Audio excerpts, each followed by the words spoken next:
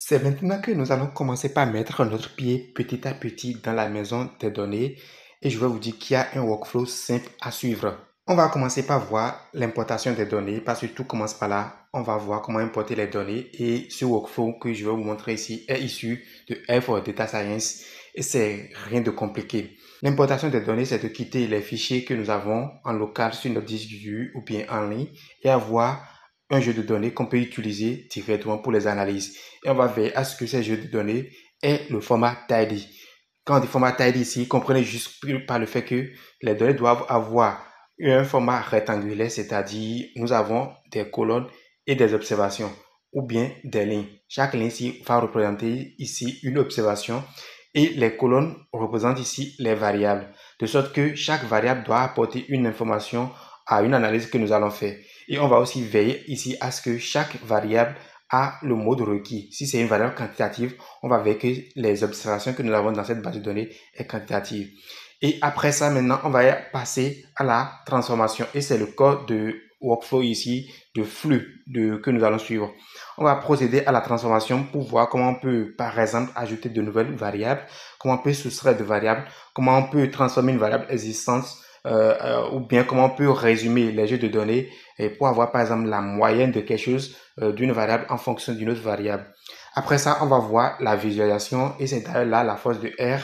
Jusque-là, il n'y a pas encore un outil qui égalise la capacité avancée pour pouvoir faire des visualisations. Donc, on va voir les outils dédiés, comment on peut faire des visualisations, comment on peut partir des principes de base pour arriver à un résultat acceptable. Et on va aussi voir comment on peut créer des modèles de base pour pouvoir arriver à des prédictions comme on avait annoncé au début de cette formation. Un aspect qui est aussi important, c'est la communication des résultats. Sauf que ici, nous n'allons pas aborder ceci de façon générale parce que communication ici voudra dire tout le workflow ici que nous allons essayer de respecter. On va mettre tout ceci dans un document, ça peut être un document PDF, un document Word ou carrément rédiger un article à partir de ce workflow, à partir de ce travail, tout en restant dans R. Là, ça demande des compétences que nous n'allons pas forcément aborder dans cette formation. Et l'essentiel, c'est d'avoir la capacité d'importer les jeux de données et respecter le format TIDI, faire les transformations nécessaires et aussi passer à la visualisation pour pouvoir faire des modèles ou bien faire des visualisations si le workflow demande juste de rester sur visualisation. Et encore à ce niveau, si c'est que ça demande de répéter cette méthode ou bien ceci un certain nombre de fois, on va le faire parce que quand on parle de sciences des données, c'est d'arriver à un résultat. Si on n'est pas satisfait, reprendre et la visualisation est au cœur. Alors, sans plus tarder, on va faire retour dans R pour commencer tout doucement par l'importation des données. Ici, vous savez déjà, comme d'habitude, comme nous sommes en train de respecter au début, il y a des fichiers qu'on crée et actuellement, vous allez voir que ici, j'ai ces fichiers qui sont déjà créés avec tout ce que nous avons eu à faire jusque-là. On va encore créer un nouveau fichier qu'on va appeler ici Data Importing. Donc, je vais faire CTRL-SHIFT-N étant en RStudio et je vais faire CTRL-S pour enregistrer ce script. Je suis renvoyé vers ce dossier script ici et je vais tout simplement renommer ce script en 0, 7, je vais mettre data importing. Donc, dans ce script, on va absolument aborder les différentes techniques d'importation des données. Alors, si je viens ici à la racine de mon projet, ici, vous allez voir que moi, j'ai un dossier qui s'appelle dataset. Et dans ce dossier, si j'ouvre, vous allez voir que j'ai quelques jeux de données que nous allons utiliser pour des exemples dans cette formation. Ce que je vais vous recommander, si vous n'avez pas un dossier comme ça, il faut créer un dossier dataset qui va contenir vos jeux de données. Et si vous avez créé un projet dans RStudio, si vous n'avez pas vu la vidéo sur la création d'un projet, je vous recommande d'aller voir. Et ça permet d'être un peu structuré. Donc ici, j'ai dataset et toutes les importations des jeux de données que nous allons faire vont aller chercher les jeux de données à partir de ce dossier. Alors, je vais commencer par importer les données ici avec des fonctions de base et on va voir très rapidement là où on peut être limité et là où nous allons faire recours à des packages. Donc, je vais mettre ici un commentaire comme d'habitude. Je vais dire import data with basics function. Donc, on va utiliser des fonctions basiques. On va pas aller loin pour importer les données. Alors, ici, pour importer un jeu de données, quand je reviens ici, vous allez voir que j'ai par exemple ce jeu de données qui est Possum. Si vous regardez très bien le fichier qui est ici, c'est un fichier CSV. en anglais, ça veut dire comma separated value. Ça veut dire que les valeurs ou bien les colonnes qui sont dans cette base de données sont séparées par des virgules. Vous allez comprendre très rapidement de quoi il s'agit. Donc ici, pour importer des fichiers du genre, il y a des fonctions de base comme read CSV. Read pour dire lecture des fichiers CSV. Donc ici, je vais créer un objet que je vais appeler ici possum. Et je vais assigner à cet objet l'importation que je vais faire. Donc ici, maintenant, je vais dire read CSV, tout simplement comme ça. Et ici, j'ai ici l'argument file que je vais préciser. Ici, c'est le fichier que je veux importer. Étant donné que je suis dans mon RStudio ici, étant donné que je reviens là, je suis dans ce projet et j'ai ici directement le dossier dataset qui porte mes fichiers. Je vais dire à R plutôt dans le dossier dataset. Et si vous êtes dans RStudio, vous voulez compléter automatiquement les chemins comme ça. Quand vous commencez par taper le nom du chemin, vous faites juste tab et ça vous suggère le fichier que vous voulez préciser. Donc ici maintenant, je mets juste tab ici de mon clavier et je mets ici dataset et je fais encore tab. Il me suggère tous les fichiers qui sont à l'intérieur et je vais choisir ici par exemple possum. Si vous ne voulez pas, vous pouvez tout écrire, c'est pas grave, mais quand on fait comme ça, l'auto-completion est rapide et puis on peut fournir le chemin sans se casser la tête, sans faire des erreurs. Donc ici, ce que je vais faire ici, c'est de faire juste entrer, CTRL Enter plutôt, et puis j'ai ici le fichier qui est importé. Et vous allez constater que j'ai ici 104 observations, c'est-à-dire ma base de données a 104 lignes, et ici 8 variables, c'est-à-dire 8 colonnes. Si je clique ici, vous allez voir que oui, effectivement, j'ai le jeu de données qui est correctement importé. Alors, ce qu'il faut comprendre, c'est que là où nous allons très rapidement avoir des casse-têtes, c'est que si je me mets à importer le même fichier, je mets ici possum. Ici, je vais créer un objet que je vais appeler ici possum2. D'accord? Et je vais utiliser une fonction, toujours la fonction readcsv2. Et puis, pour cette fois-ci, je vais préciser file égale à, je vais la même chose, dataset. Et ici, je vais préciser que je vais importer ce fichier. Alors, il est fort probable que nous rencontrions une erreur et j'exécute ici. Et l'erreur se présente parce que quoi? Ces différents jeux de données, malgré que ce sont des fichiers CSV, n'avons pas les mêmes structurations. Et pour comprendre davantage, revenez ici. Je vais vous montrer quelque chose très rapidement.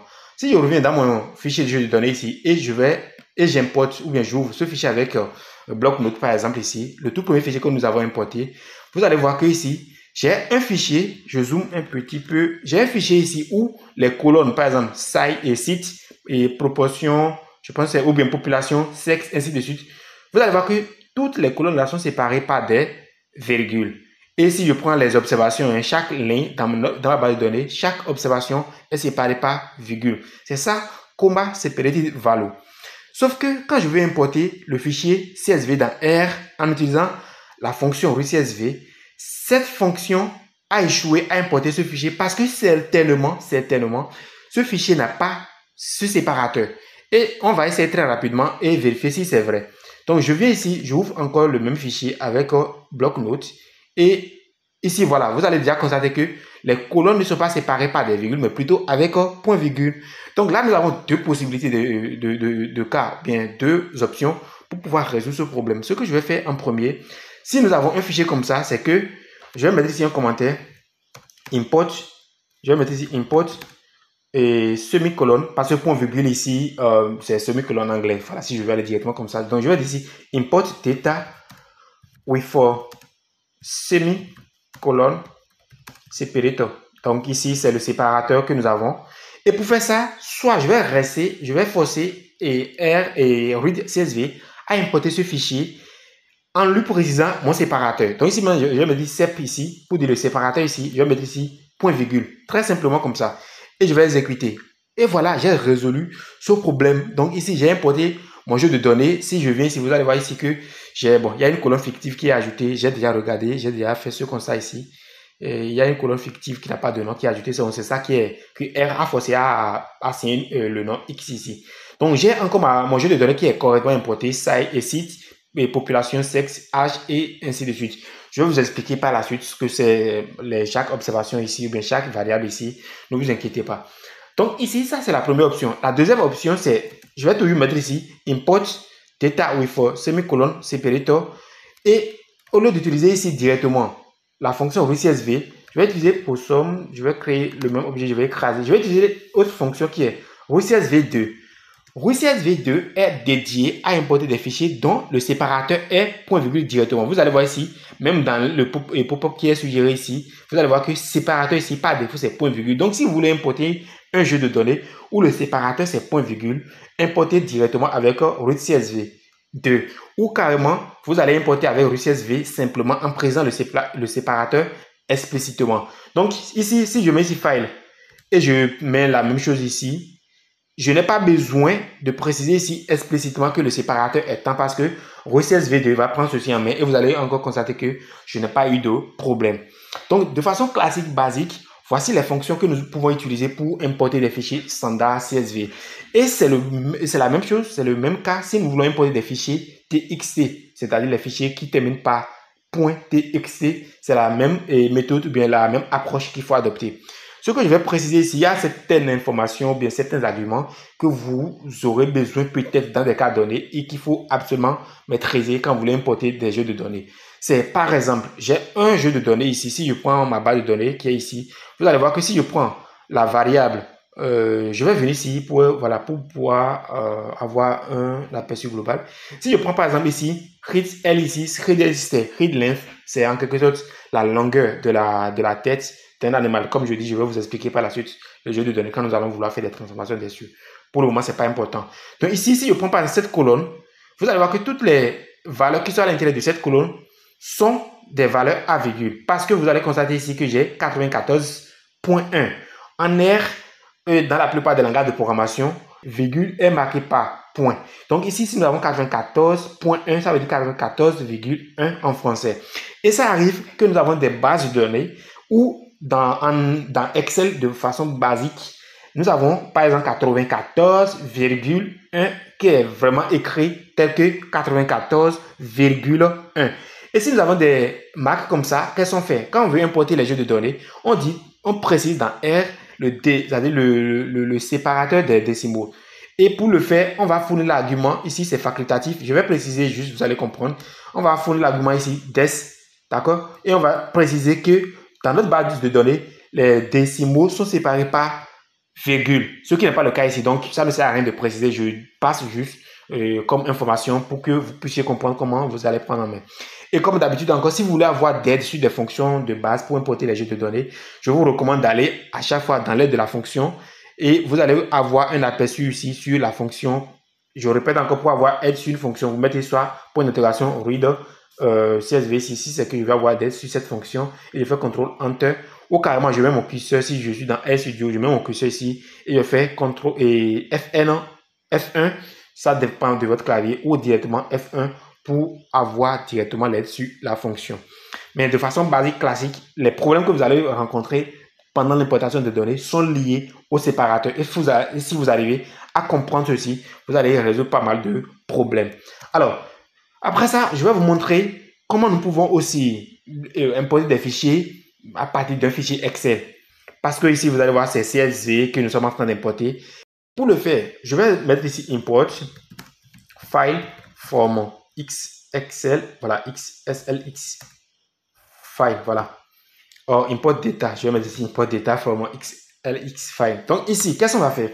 Je vais venir ici et vous montrer ce petit jeu de données que nous avons ici, ou bien cette base et ce fichier qui est for practice.xlsx.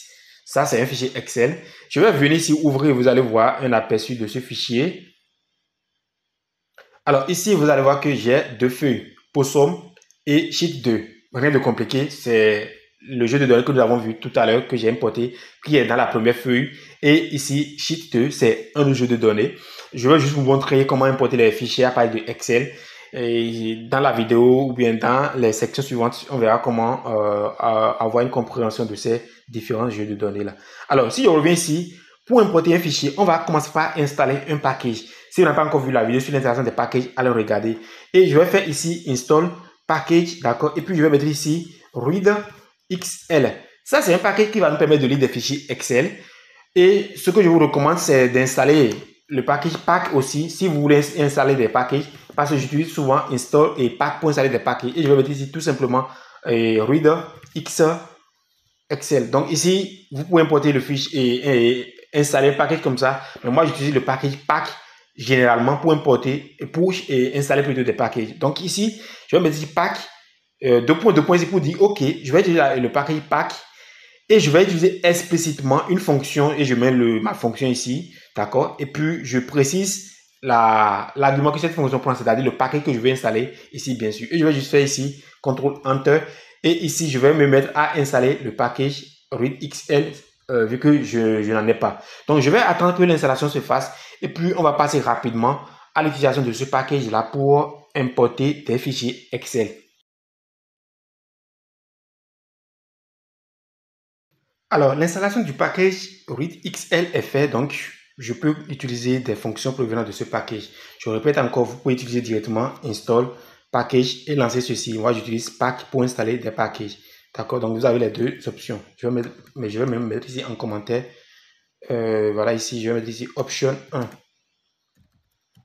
La première option, j'enlève le commentaire ici. Et ici, je vais mettre ici option 2.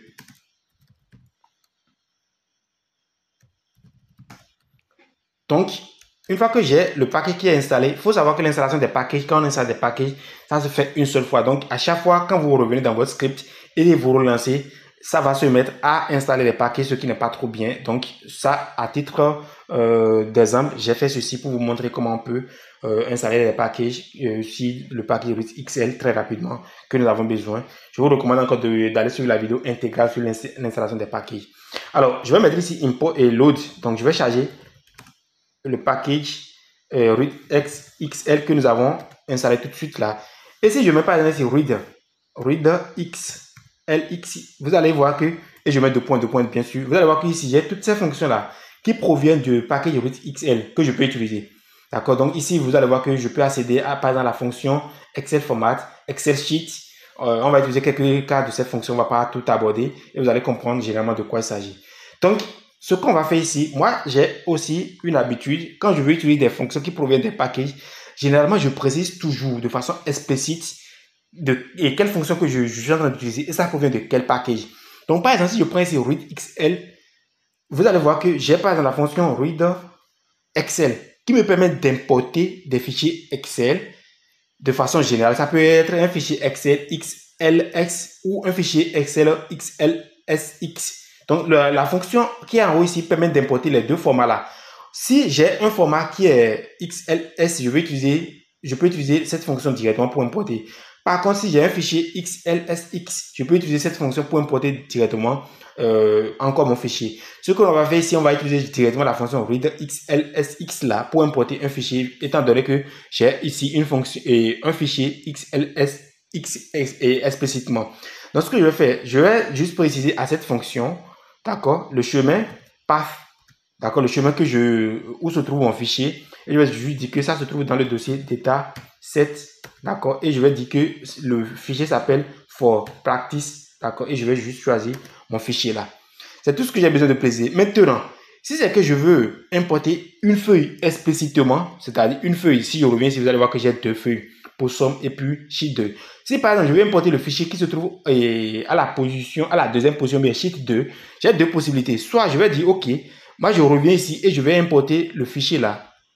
Mais en important précisément la feuille, c'est-à-dire sheet 2 pour la deuxième feuille. Ou carrément, je peux préciser le nom et je vais mettre ici sheet égale à, et je mets comme ça le nom du sheet là, bien de la feuille que je vais importer. Donc je mets sheet ici, je mets le nom. Donc si c'est un fichier qui se trouve, ou bien si c'est une feuille qui se trouve quelque part ici, dans une feuille qui est loin, je ne peux pas dire 1, 2, 3, 4, 5, 6, pour aller préciser sa position, je peux juste copier son nom. Et puis, dans ma fonction ici, je dis sheet et puis je précise le nom de la feuille là. Donc ici maintenant, je peux mettre ici, je vais mettre ici fly data. D'accord, fly data. Et j'exécute. Là, j'ai importé cette base de données. Vous allez voir ici, j'ai 32 735 observations et 16 variables. Si j'ouvre ma base de données ici, vous allez voir que oui, j'ai réussi à importer de façon claire une feuille de données à partir d'un fichier Excel. Si vous voulez avoir un aperçu global, c'est-à-dire les feuilles qui se trouvent dans la base de données, vous pouvez juste faire ici. Je vais mettre preview sheet. Les feuilles qui se trouvent dans la base de données ici. On peut utiliser la fonction readXL là, et puis je vais mettre ici Excel Sheet. D'accord? Et puis, je vais juste fournir le fichier, le chemin du fichier Excel là. Je peux copier par exemple tout ce qui est ici et je colle là et vous allez voir que ici ça me retourne les différentes feuilles que j'ai dans ma base de données et du coup je peux facilement aussi copier une feuille et préciser ici que je vais importer. Comme je le disais encore, il est très important de comprendre que dans R, nous avons besoin de format type. Donc on veut absolument avoir un jeu de données format rectangulaire, uniforme, c'est-à-dire des observations et des colonnes. Ça c'est ce qu'il faut comprendre. Ça peut arriver, vous allez vouloir importer un fichier en précisant un rang précis. Donc ici, je suppose qu'au lieu d'importer tous les jeux de données qui sont ici, vous pouvez dire non, moi je ne veux pas cette colonne-là, les colonnes d'ici, là, je ne veux pas. Donc ici, je vais dire que je vais importer le fichier à partir de l'année hier ici, jusque là, d'accord. Et pour préciser ceci, c'est que je veux cette partie de jeu de données. Donc ce que je vais faire tout simplement, c'est que je vais préciser les deux sommets en haut à gauche de cette plage que je suis en train de sélectionner, en haut à gauche, et en bas à droite de cette plage de données. C'est ça on appelle rang en fait. Donc je vais préciser le rang de mon jeu de données, de la plage de données que je veux, et je vais juste importer. Ici c'est un peu long, je vais juste donner un exemple, vous allez comprendre. Donc si je prends cette base de données, vous allez voir que ici, si je m'arrête juste ici, je suppose que je vais importer les données qui sont dans cette plage là. Donc ici en bas à droite, voici ce qui est ici. Et dans Excel, vous allez voir que je suis dans la cellule K8802. Voilà. Et puis en haut ici, si je vais d'abord copier ça, si je remonte complètement en haut ici, vous allez voir que ici, la toute première cellule ici, c'est A1. Donc je vais importer des données. Je vais dire à R que non, moi je vais plutôt importer des données. Donc je vais mettre ici fly data. Je crée un objet. Hein. Je vais mettre ici range. Comme ça, je vais mettre ici read Excel. De point et je vais mettre ici read Excel ou bien read Excel comme ça et je précise encore path exactement comme on a vu ici dataset. Je dis c'est le chemin que je veux, je vais importer plutôt ce fichier, d'accord, et je vais dire explicitement que je veux importer la feuille 2. Ici j'ai déjà précisé la feuille, comme je peux encore mettre ici sheet 2, d'accord, et je vais mettre ici range. Voilà, ici je vais dire que je vais importer à partir de A1 à K8802. Donc si je fais comme ça, je vais juste importer les jeux de données qui se trouvent dans cette plage là. Et ici, vous allez voir que ici j'ai seulement 8801 observations et ici j'ai 11 variables parce que je n'ai choisi que les colonnes d'ici à là, je crois. J'ai choisi quelque chose du genre. Je pense que je me suis arrêté ici. Voilà. Donc comme ça, on peut importer. Si vous voulez, par exemple, je veux juste importer cette partie, cette plage de données ici. Ça veut dire que je vais mettre ici A1, le rang qui est ici, et je vais mettre préciser ici la dernière cellule, c'est-à-dire en bas à droite. Ici, je veux importer plutôt J6. Donc, si je viens ici et je mets ici J6, vous allez voir que J6 là, vous allez voir que je vais importer J6. Attention. Voilà, j'ai importé juste cette petite base de données qui n'a que 6 lignes. Donc, voilà ce que je vais juste préciser dans R. Et je ne vais pas aller trop dans les détails. Maintenant, la dernière chose que je vais aborder en fait avec les packages, il y a d'autres packages qu'on peut utiliser. Import data with reader. C'est le package qui est largement utilisé pour importer des fichiers quand vous ne voulez pas faire recours à des fonctions de base. Et voilà, on va utiliser ce package. Alors, comme d'habitude encore, je vais installer ce package. Donc, je pense que si je mets ici reader R, moi j'ai déjà ça. Et si vous avez installé les packages, tout ce qu'on a eu à faire jusqu'à présent aussi, c'est sûr, certain que vous aurez aussi déjà ce package reader R installé. Donc ici, si je mets reader R et reader R ici, et je mets ici pas dans reader, vous allez voir que ici, j'ai pas dans read CSV, qu'on a déjà vu précédemment pour importer un fichier CSV. Read CSV2, qui est la fonction qu'on peut utiliser pour importer des fichiers CSV, dont le séparateur est point, virgule. Il y a read CSV et reader et delim. Au cas où vous n'avez pas virgule ou bien vous n'avez pas point virgule, et il y a un autre séparateur carrément à part qui est précisé pour importer les fichiers. Donc ici, il suffit juste de revenir ici dans votre base de données pour voir quel est le séparateur. Si c'est que c'est un séparateur par exemple tiré comme ça qui se trouve dans votre base de données partout, vous allez venir ici et vous allez dire ok, je vais utiliser plutôt reader delim et je vais mettre ici le fichier que je vais importer ici. Je pense ici c'est file. Le fichier que je vais importer, je vais mettre ici data set et je vais utiliser data set ici. Je vais préciser ici, par exemple, possum. Voilà, je mets ici possum, ça, et je vais dire delim. Là, je vais préciser le délimitateur. Voilà, en quelque sorte, c'est le séparateur. Et je vais mettre ici tiret si le séparateur était tiré. Si c'est le séparateur point virgule, je peux utiliser directement Reader CSV2, rappelez-vous. Si c'est virgule, je peux utiliser directement Reader CSV. Donc voilà ce qu'il faut comprendre généralement au niveau des importations des données.